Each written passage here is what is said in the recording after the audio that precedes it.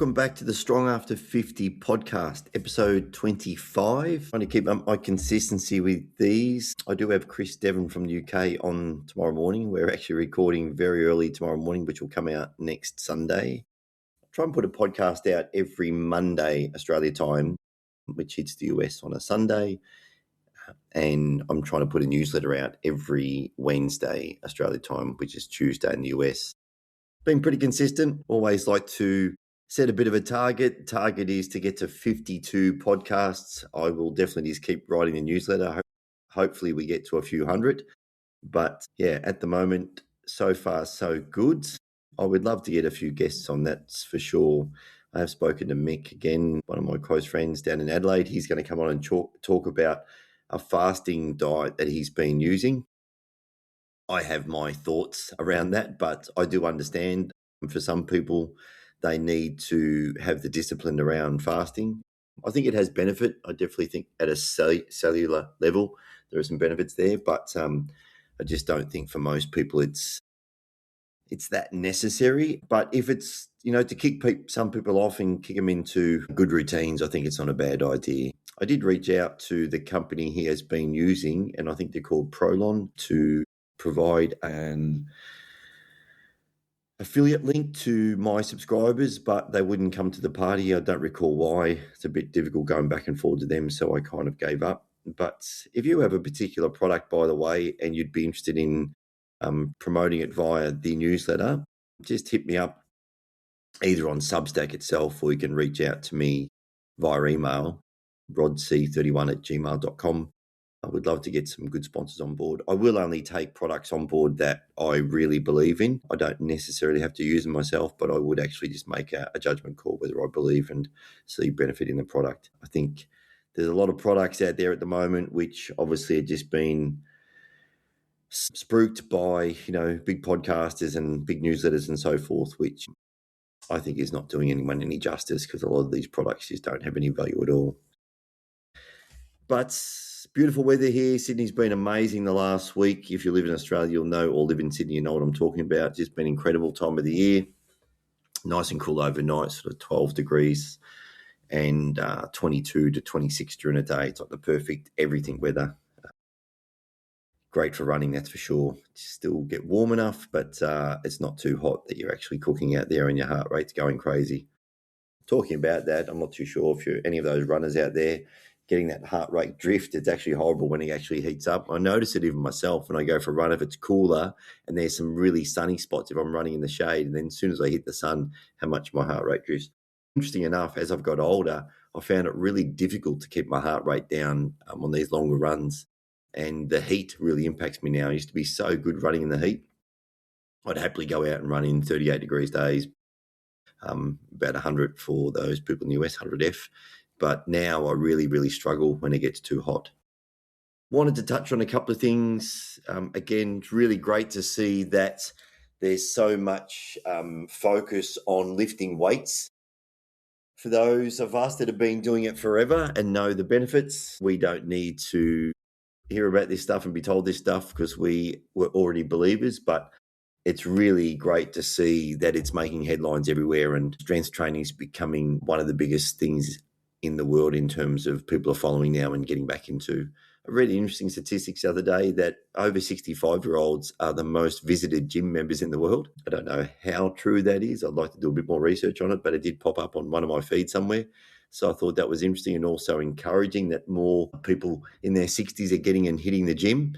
Wanted to talk about a few things today. First and foremost, again, you know what I'm like. I just go back to the basics and the fundamentals. I think the protein powders, the creatine, the vitamin D, they're great. Peptides I don't use. I don't know if I believe in them. There's a lot of hype around them. I think we go through these phases. I did hear a really good athlete who I really appreciated and followed the other day, a female powerlifter. I can't recall how to pronounce her name, so I won't try. And she has been approached by particular people to promote peptides. She's got a fairly good big following on Instagram, and she has refused to take that on board due to not believing in the product, not being a user of the product. And she said she's been hit up by so many people. again, it's a bit of an unregulated space, so I don't know what's going on in that area. And apparently a lot of the product is coming in from overseas into the US. So who knows if it's accurate. It mightn't be that bad for you, but actually is it any benefit to you? And they're quite expensive, as I understand. I wanted to talk about a couple of things today. Mobility. Consistency, again, it's the big thing over everything. Just consistent training you'll get greater benefit out of any type of weight training that you do, splits or full body or whatever it may be. It doesn't matter about the breakup of these sometimes. It's just about being consistent in the gym. Progressive overload, I'm a believer in it. I've spoken about before. That's how I've always trained. However, there's no benefit to have a progressive overload program if you're not actually going to the gym frequent enough. There's no progression going to occur. So none of these things matter if you are not consistent with your training. You could go off and get the best training program in the world. If you're not consistent with it, well, it's not going to get you the results that you're looking for anyway. Mobility work, it's probably an area that I try and spend a bit of time on it. I don't do enough of it. The two things which I'm going to admit that I'm really bad with is doing proper warm-ups. I'm often just running into the gym early. I've just trained after work tonight because I missed a session this morning, and I've just realised I'm trying to have a bit more rest at the moment. I've dropped back to a 4-day-a-week program in the gym, and I'm just doing a little bit more intensity, slightly longer sessions, but one less session per week. And I've just jumped in the gym after work tonight. I knew I had to do a bit more work. It's Monday evening, and I haven't spent a huge amount of time warming up. And I got away with it for such a long time, but I definitely don't get away with it like I used to. I do warm-up sets, so it does help, but I really should focus more on doing mobility work. If I'm doing heavy training, I definitely do focus a bit more. If I do want a back squat, don't recommend back squatting for everyone, but I still like getting under the bar every now and then. I will do more ankle mobility work, thoracic work, hip work, and so forth. But we do need mobility. It's one of the things that starts to go as we get older. I was chatting to Mick yesterday, and he was saying that's one thing he would have focused more on. I think he can still make change to those joints if you focus on them. Yes, we need to lengthen some of the muscles as well, but stronger muscles also help lengthen the muscle in some situations, but the joint needs strength around it as well. So mobility and muscle strength go hand in hand. And I was kind of saying to Mick that it doesn't matter if you've got great hip mobility and great ankle mobility. If you don't have glute strength and quad strength, you still won't be able to get out of the chair. So you might be able to squat down because you've got this amazing mobility. You might be able to do the side splits, but if you have no strength to go with it, you still won't be able to get back up. So for me, strength is definitely the number one thing, but you still need to actually make sure you're mobile enough to be able to, move your hips. And the thing I think, if you're like me, you notice probably the most is getting in and out of the car, or as we get a little bit older, how stiff you get sitting in the car. If you've got a low car and your hips sit below your knees when you're sitting in the seat, you will probably notice that you get quite stiff hips and a stiff lower back.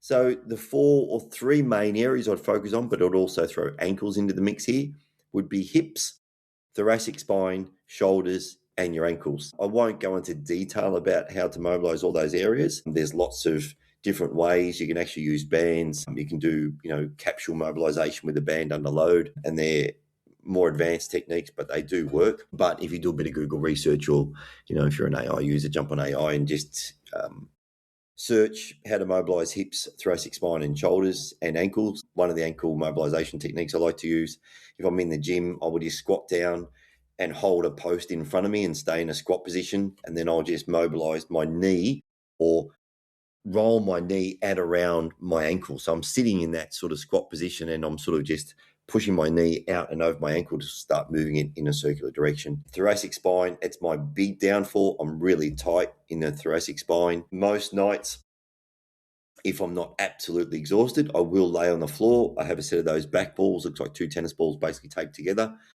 Funny story, we actually taped 2 tennis balls together, I want to say 35 years ago, with some insulation tape, electrical tape. And I've been laying on those for who knows how long, and now they've become the rage. There's like these 2 lacrosse balls taped together now, but they're actually made a mold out of them. So it's quite funny to see the things we used to make when we were kids to be able to use to actually train. I remember we used to make our own straps. I used to actually make straps out of like webbing or, those straps that you tie down your load with on your trailer. We would just cut those off, sew them together. One of our friends' mums sewed them over. Actually, might have been a mate that had a automotive interior repair company, and he would just sew these over. We'd loop them through, and we literally had wrist straps back then. We made all sorts of crazy things back when we were younger to hang weights off our belt, and was all sort of homemade stuff. But thoracic spine, I love to lay on the two back balls I've got overnight and just let those muscles release about it, and on a roller, and just doing some gentle mobilization overhead, laying flat on the floor, my feet on the floor and my knees bent, and just taking both hands back over my head and seeing if I can actually touch the floor. If you're anything like me, your hands will float off the floor, a little bit tight through the chest and also on the thoracic spine. Given the fact that most of us sit all day in front of a computer, necks get extremely stiff in our thoracic spine. Rotational work is also really important. You can do that with a band, attaching a band to a post and just doing external rotation work. I think that's super important. And also the old thread the needle when you're down on your hands and knees, you're tucking one arm underneath and sort of reaching back. Anyone who's done some yoga will know about these. And shoulders, shoulder circles. I think stretching the pecs to actually stop your shoulders sort of rounding in and just keeping that range in the shoulder. Having mobility in your thoracic spine will go a long way to helping your shoulder as well. And likewise for your hips, there's lots of different hip stretches and quad stretches, the couch stretch, and then just your standard sort of hip stretch. So that's something I would just keep in mind. If you've got the inclination before you go to bed, I find it a really nice way to wind down. I'll just put the TV on half hour before I go to bed, just watch something nebulous on TV and have a bit of a mobilization and stretch on the floor, and then take myself off to bed. A few things that I was talking about during the week. Literally, the big thing for me, again, it comes back to this simple thing, is about building a routine around your life, and something you can actually implement and do for years, not just, 2, 3, 4 weeks. Remember, this is a lifestyle thing. And I've said this before, we only get one body. Build a whole routine and your lifestyle around it. And for most people, it's probably 3 days a week in the gym, a couple sort of walking and running. If you're like me, I fit a few running sessions in between. HYROX. Where to start? Well, if you are thinking about doing HYROX, the HYROX season's actually in full swing. I know Europe season's actually underway. Australia's about to kick off. I don't know that I really want to do a solo HYROX again. If anyone's actually done one, they're pretty tough.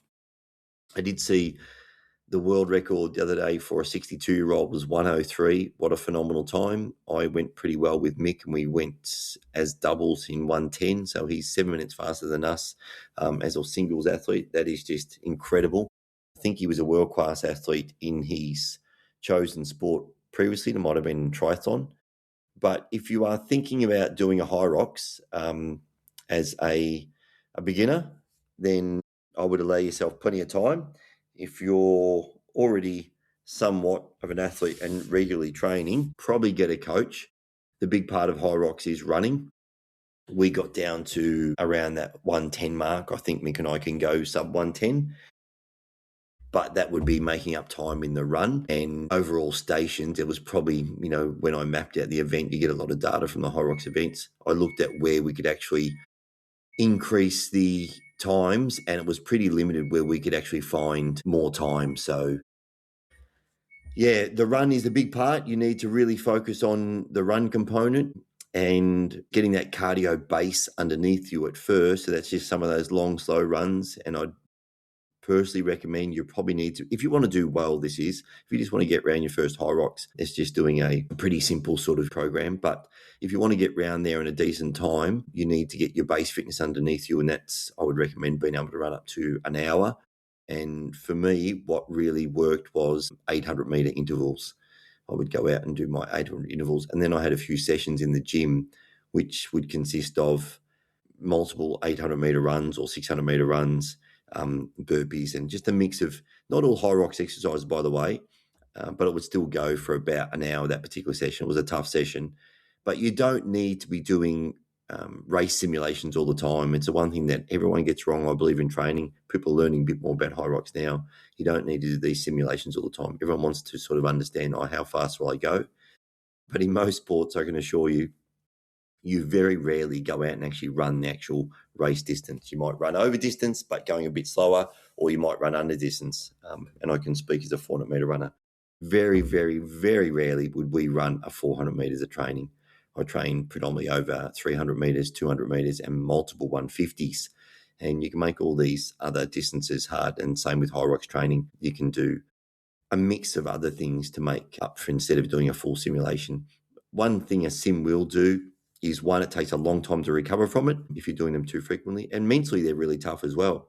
So you can also get that mental fatigue where it hurts so much that you start to question whether you really want to do it. So it's not something I'd really guarantee. But yeah, if you are thinking about doing the HYROX season or getting into a race, highly recommend it. It's a great event. Personally, I'd recommend doing a doubles event. One, it's just more enjoyable having a partner there, particularly if you've got a good mate like I have. We haven't been able to compete in events before. And secondly, just having that encouragement. And if someone's doing better at one of the stations or better in a certain period of the race, they can just take a little bit more load. If someone's slightly stronger, they can push the sled a little bit more. You have to do the run together. But if you can do more burpees, the other person can just do 5 burpees, and then your partner can do 10, then 5, then 10. So you can just break these things up in a really interesting way. I've mentioned before, I do have a full 12-week HYROX program. If you are interested, you can just reach out to me and we can chat about that. Haven't put it up for sale yet. It will be a program to purchase, but I would happily help people out through that as well in terms of some coaching. So that's it. I've got Chris on tomorrow morning, early start, 5 a.m. We're going to try and get that podcast out of the way. We're now in a horrible time zone between the UK and Australia. Clocks have gone back and clocks have gone forward. So it's going to be an early one for me, 4:30, and then get some caffeine into me and jump on the call with Chris. Hope you're having a great week. I will try and get this podcast out in the next 24 hours. And until next time, bye for now.